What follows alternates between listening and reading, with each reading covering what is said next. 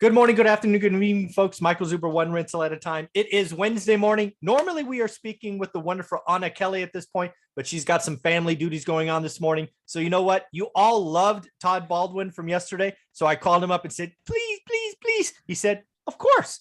Let's talk to everyone. So how you doing, Todd? I'm doing great. Hey, I'm glad you called. I'm glad I could be the backup plan for today. I am not as excellent as the normal Wednesday person, but we'll see what we can do, and hopefully it'll be a good show. Well, Anna is special. She's been with us about a year and a half, over 100 hours material. But Todd, don't stop this humble stuff. You're 30 under 30. You've been featured on CNBC. You got excellent reviews yesterday, so you are the man. So nice work. Thank you. So we have three topics. I was going to spring these on Anna, but you're going to get them. I might save them for Anna next week as well. You ready? All right. Let's hope I know something about these topics. I have no idea what we're going to discuss today, so we'll see. So it's just fun that way. So topic number one is going to be a concept that I don't feel is coming, but I think we as real estate investors should at least acknowledge it's a possibility. And that is national rent control. How does that hit you? How's that feel? What do you think? Man, I don't know if national rent control would actually pass, but if it did, that would be terrible. Yeah, we have a long history of cities taking on rent control. And again, it's one of those things that feels good in the moment. It's sort of like yesterday's conversation about taxing the rich. Mm-hmm. But once it kind of rolls through the normal passage of time, it's horrible. I mean, rent control is historically just atrocious for tenants. Yeah. Well, for me, what I would do, and so I know I'm sort of an unorthodox real estate investor. I had 6 houses, all of them rented out by the bedroom. So 40 tenants just across 6 single family homes. And I have actually never once raised the rent on any tenant in any house. So it doesn't matter if you rent from me for 6 months or 6 years, your rent doesn't go up. However, if rent control were to happen, meaning I can only raise the rent a small, teeny tiny percentage every year, I probably actually would raise the rent on tenants. Mm-hmm. And the reason is because when one of my existing tenants moves out, which of course I'm not raising the rent on, but as soon as that tenant moves out, I lease it for as much as I possibly can to the next person. Right. And once they're in, I don't raise the rent on them either. But if rent control says, oh, you can do it by, $25 a year or whatever it is per unit. Yeah. I'm going to do that every single year to my tenants who would otherwise have no increase, because that's just how I do business. Yeah, it's funny. So there's a lot of stuff I want to talk about here. So first off, California adopted rent control for units, not houses. It was actually something, funny enough, voted down by California citizens. It lost. And then our good old governor, the communist, came in and did an AB 1408 or 1602 or whatever the hell it is. He basically said, no, all of you are wrong. I'm going to institute it anyway. And you're absolutely right. Something that I had done historically is if tenants in my units had paid rent on time, they didn't get a rent increase. Now, I have to raise rent every year, because if I don't, I lose it, right? You don't get that money back. Right. So yeah, my tenants are already feeling it. Now, let's be clear, 2020, I made an exception, right? It was an odd year for everyone. So I didn't do it in 2020, but it's happening in 2021.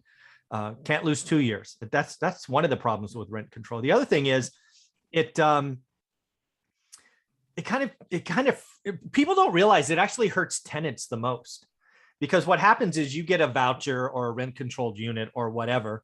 And you see this in New York and San Francisco all the time. They lock into a 1-bedroom or a 2-bedroom or a 3-bedroom, and then they never leave. It becomes a generational asset passed down to the kids. Mm-hmm. And what that does is, it feels good for that tenant, but everyone else that, the worst one is like a single person in their 20s gets a studio, and then they, get together and then they have a kid and they just can't move, right? Because there's nothing to move up to. So they just stay. Or you get a big house and then all of a sudden you're an empty nester and you can't go down. So yeah, no, I mean, you and I both know the power of ownership. Mm-hmm. And if you're incentivized to stay a renter, like I put in 2015, I bought my first house. I was 23 years old. Wow. I bought a $500,000 house and I put 3.5% down, because that was like the first time home buyer program at the time. So I put $19,000 down. In addition to living in that house, I rented it out by the bedroom. I collected about $70,000 per year in gross rent for the next 5 years. And today I just sold it the other day for $387,000 more than what I bought it for. Wow. So in 5 years or 6 years, whatever it is, I turned that $19,000 investment into like $500,000. I mean, In how many years? 4 years? 5 years? about 6 years, to be fair, because I bought it in 2015, December of 2015. I just sold it like yesterday.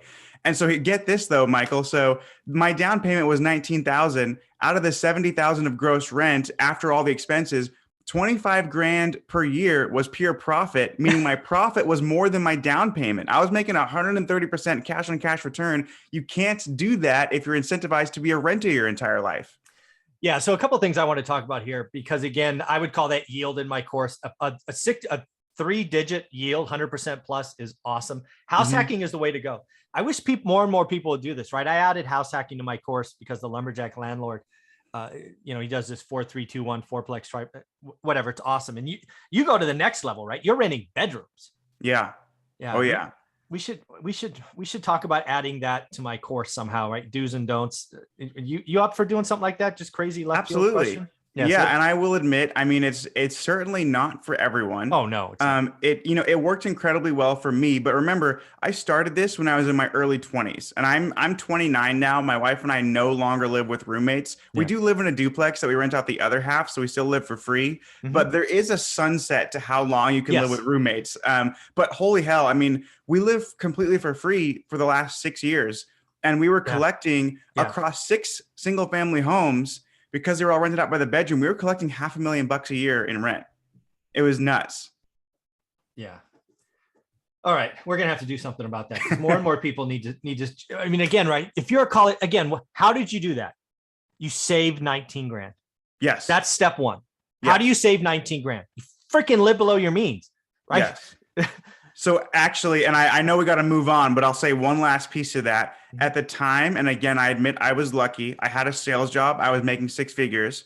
So saving 19 grand for me wasn't too incredibly difficult. Although I lived on top ramen and like hot dogs. So I saved all my money. But here's the kicker. There was another young guy who was making the same amount as me. We both had around $19,000 at the time.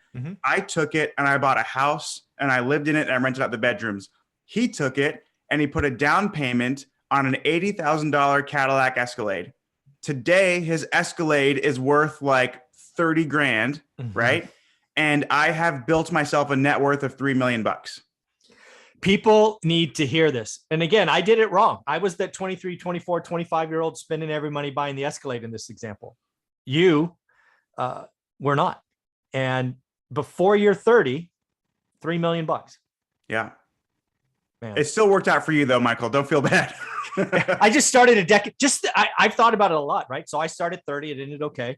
I got somewhere good at 45. But damn, you know what would happen if I started at 22? Yeah. That extra 8 years. Oh my God. Oh my God. Anyway. Yeah. Don't think about it. You might be on suicide watch. Yeah, it's pretty crazy. But again, let's get back to rent control. Because I don't think it's certainly possible. I don't think it's likely. But I just want to show the dominoes, because one of the things I always think about is what's the worst case scenario, and then if I can live with that, all good, right? So what I'm seeing right now is we've seen, especially in single family homes, rents explode, right, without question, across the country. We've also seen the availability of affordable homes, right, 80% of the median, fall off a cliff. We've seen investors, Wall Street, iBuyers, individual mom and pops like us, come in and pay cash, or just muscle out first-time home buyers, right? Because again, right, FHA buying 3.5% down in today's market's tough, because you got all the inspections and all of that. So I think if that goes on another year and a half, I think you're going to start hearing calls for something. And I think rent control is one of those things that, again, sounds good. I don't know how you do it nationally speaking. You have to do it by incomes or something. I don't know if it would be unconstitutional because, the Fed's involved in the states. But again, I could see the chatter happening. So again, I don't think it's likely, but it's possible. I think there'll be the problem will be there will be less and less landlords who I provide right now. I provide safe, affordable housing. I would stop. And that's the thing. So Matt, put aside real estate for a second. Let's say you and I owned restaurants. Yeah. And there was a restaurant food moratorium where someone could come eat. And if they don't pay, too bad. They can just walk away, eat your food, and not pay. That's essentially what the eviction moratorium is. They use your product and service, don't have to pay. And now the government says, also, we're going to limit how much you can charge for food. What's going to happen is restaurant owners are going to be like, screw that. I'm closing down my restaurant. I'm not going to open up more restaurants anymore. There will be no place for you to go eat. Like, I wouldn't provide housing anymore if the government is going to tell me what I can do. Well, there's actually two things that happen. The restaurants that are buying the highest quality ingredients, paying the chefs the most, all of that, they close up. Yes. But what you do get is you get the cheap, unhealthy, whatever that are selling at price points here. They'll raise their prices because now there's a cap. They'll actually make more margin producing junk. Right. Slumlords. It'll be the year of the slumlords. Yeah, exactly what would happen. So yeah, I think national rent control, again, doesn't happen. I'm not sure if it's legal by states, but it is something I've had to think about after the last year of the eviction moratorium. I'm like, I used to write it off, but I have to think about it now. So anything's possible. I mean, we all learned that the government can come shut your business down and they can say, hey, you have non-paying customers, non-paying tenants. Too bad. You have to keep providing services to them. Like that's, and the thing is with national rent control, is there going to be national property tax control? Yeah. Certainly not. They're going to keep raising property taxes. So yeah. Yeah. I love the fact that Gavin Newsom, again, state of California, said I can't evict, but he still wanted to, he never delayed property taxes. Yep. Same here. Yeah. Crazy.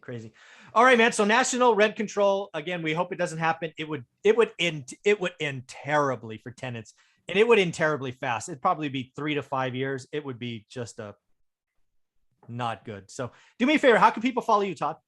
Oh yeah. On Instagram, I'm at Todd J. Baldwin. I also have a way less successful YouTube channel than Michael does, but if you want to help me out and come join me there, it's just my name, Todd Baldwin. I talk about all things personal finance. Very cool, man. Thanks again.